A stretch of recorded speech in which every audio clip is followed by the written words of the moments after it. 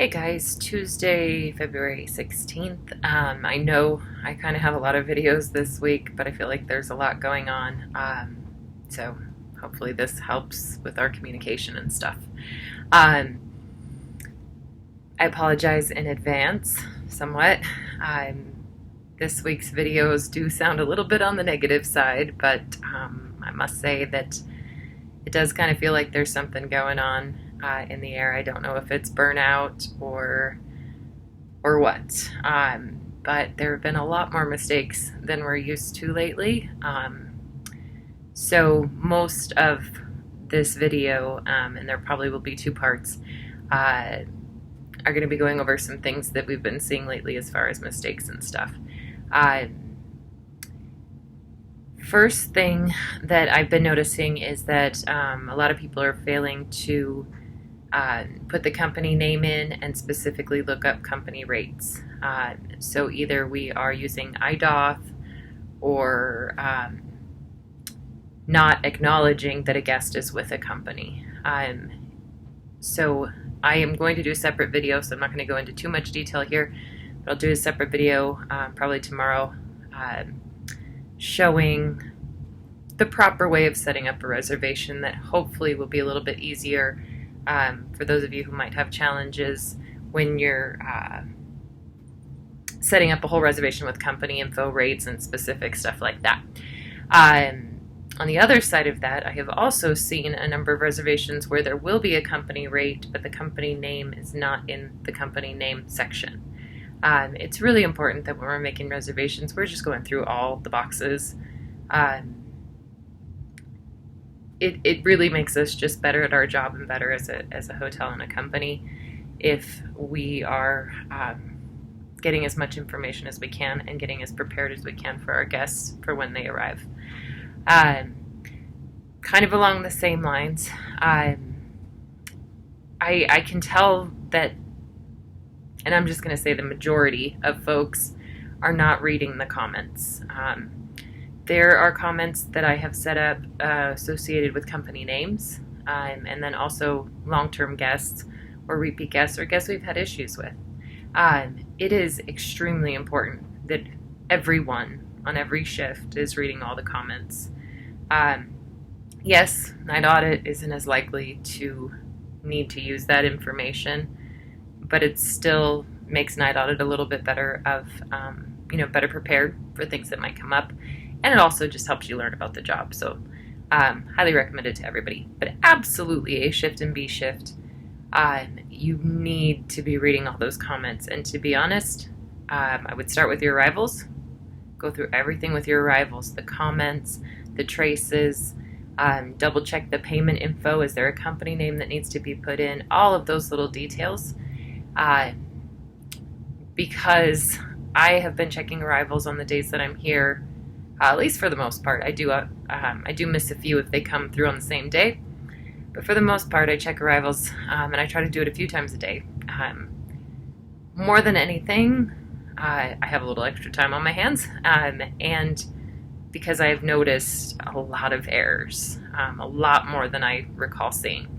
And I do feel pretty confident that this is information that you all already know, that maybe, I don't know, we all have our own things that come up, stress, whatnot, but we really got to check back in.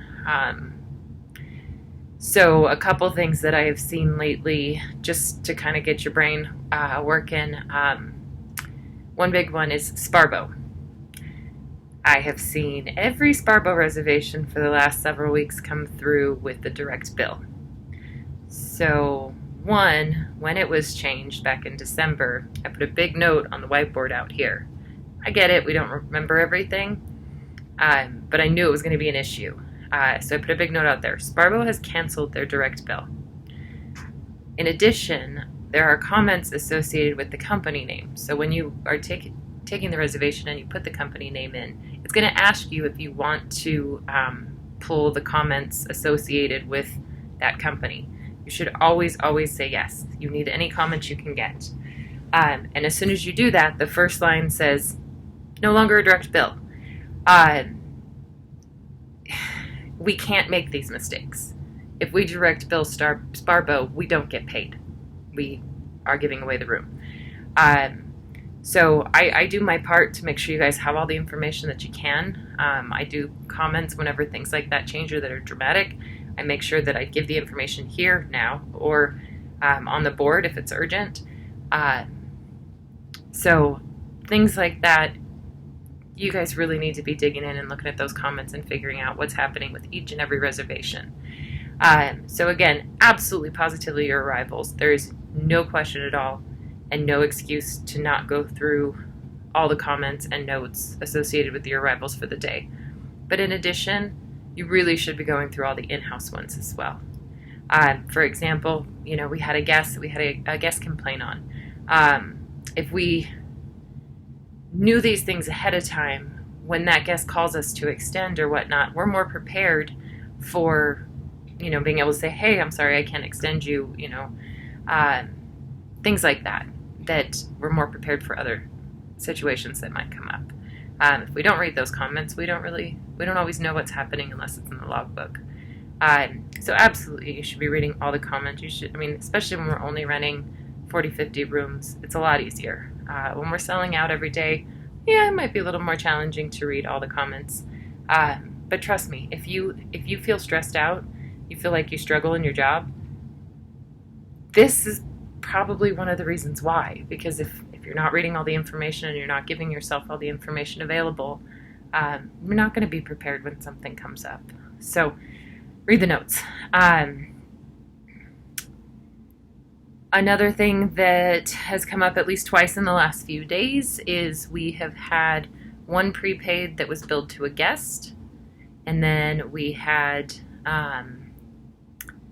a prepaid that was checked in and the deposit not taken.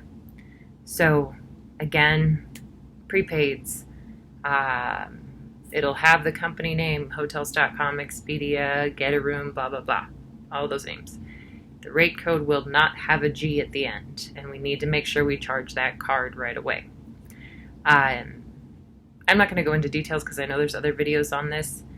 Of course, if you guys have any questions at any point in time, do not be embarrassed to come ask me questions or ask me to show you how to do something. I am aware that although I make the assumption that everybody was trained and given all the proper information, that might not be true. Or it may be a situation that you were taught, but then it never occurred. Or maybe you just forgot. I'm really not that, concerned with what people forget or whatever. If they're willing to come and ask for somebody to show them something again, I'd much rather do that. No questions asked, you're not in trouble, no big deal. And retrain if I need to, then to constantly have the same concerns over and over and over. Because the thing is if we're doing something wrong, we continue to do it wrong, and it isn't brought to your attention, you don't realize you're doing it wrong. So, I will tell you, I feel that this is kind of a majority of the staff has made some of these mistakes lately. Again, there's been a lot lately that I've come across. I don't want to nitpick. That's not the kind of manager I am. So when I see that a group as a whole is doing a lot of the same things, it is a lot easier for me to say, hey guys, I don't know what's going on. Maybe we're all just bored, tired, or whatever. But this is what's happening. So I'm going to present it to everybody at once. If I happen to notice that certain people are continuing to make mistakes or certain mistakes, that's when I'm going to reach out to you guys separately. And potentially, depending on how serious the situation is, it could potentially be a write-up. This next one is one that could definitely lead to a write-up. EFS checks and COM checks. When you guys are receiving these checks, it is your responsibility to make sure that they are 100% filled out. As far as the pay to the order of Holiday Inn Express, totally fine. I recommend that you guys force the guests to fill in all the blanks instead of even putting that on yourself. I have no problem saying to a guest, hey, if you want me to take that, I need you to fill out all the spots. Obviously, the approval code is on our side, but everything else on that check really should be filled out by them. However, if you take a COM check or an EFS check and you have allowed it to get put into your deposit and it is not complete or it is wrong, that does fall back on you. It's just the same as if you took a credit card that didn't belong to the guest or didn't take enough cash, something like that. As those fall on you or your responsibility, so does this EFS check. In the past, so I deposited 5 deposits today. And 3 of about 6 EFS checks were incorrect. One had where it said driver's license. It clearly was not a driver's license. It was a bunch of letters. I think it was his last name, maybe. A driver's license will always have numbers in it. So if you see a driver's license that doesn't have numbers in it, that's an indicator that it's not a driver's license number. There was one missing the company name. There was a spot asking for the company name. It was not filled out. And there was another one that was just missing the driver's license number completely. When this occurs, I have to track down the guests, usually after they've checked out, and ask them for this information. And that makes us look really incompetent. The alternative is I take it to the bank, and 9 times out of 10, they refuse to take it. So, and twice in the last year, we have had EFS checks returned, which means we did not get payment for them because they were incomplete. So, it is your guys' responsibility to make sure those are filled out completely. If you feel like the guest is having a challenge that they don't want to do it, ask them for their driver's license. Fill that out. Fill it out for them, that's fine. I would much rather you do that and help them make it right than just put in something incomplete, because obviously I don't know their driver's license. And again, making sure that we are calling on those and getting the approval codes. That hasn't been an issue. I just wanted to throw that out there, in case somebody hasn't really dealt with EFS checks very much. I'm going to go ahead and cut this off right now because these get too long and YouTube won't take them, so there'll be a part 2.